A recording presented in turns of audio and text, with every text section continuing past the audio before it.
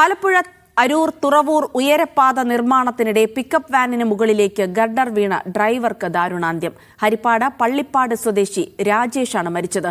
സാങ്കേതിക പ്രശ്നം മൂലമാണ് അപകടമുണ്ടായതെന്നും പരിശോധിക്കുമെന്നും ആലപ്പുഴ ജില്ലാ കലക്ടർ അലക്സ് വർഗീസ് പറഞ്ഞു. നിർമ്മാണ കമ്പനിക്കെതിരെ പോലീസ് കേസെടുത്തു.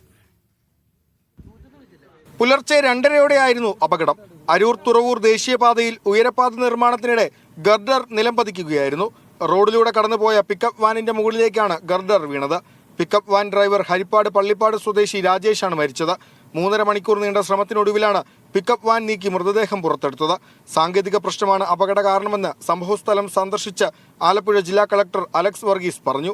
ജാക്ക് ഫെയിലിയർ ആയി, ഒരെണ്ണം വീണു, അത് മറ്റേ ബീമിന്റെ മേളിലോട്ട് ഗാർഡറിന്റെ മേളിലോട്ട് വീണു.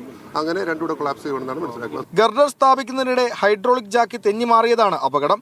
അപകട സമയത്ത് വാഹന നിയന്ത്രണം ഉൾപ്പെടെ സുരക്ഷാ ക്രമീകരണങ്ങളിൽ വീഴ്ചയുണ്ടായെന്ന ആരോപണം ശക്തമാണ്. നഷ്ടപരിഹാരം ഉറപ്പാക്കാതെ മൃതദേഹം ഏറ്റെടുക്കില്ലെന്ന് രാജേഷിന്റെ കുടുംബം പ്രതികരിച്ചു. ആർക്കും നാളെ ഇങ്ങനെയൊന്നും ഉണ്ടാവാൻ പാടില്ല.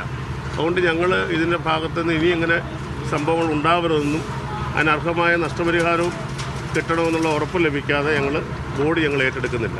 എറണാകുളത്ത് നിന്നും ആലപ്പുഴയിലേക്ക് ലോഡുമായി മടങ്ങവെയാണ് രാജേഷിന് ഈ ദാരുണാന്ത്യമുണ്ടായത്.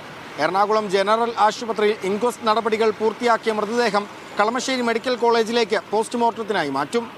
നിതിൻ സേവ്യർ, മീഡിയ 1 കൊച്ചി.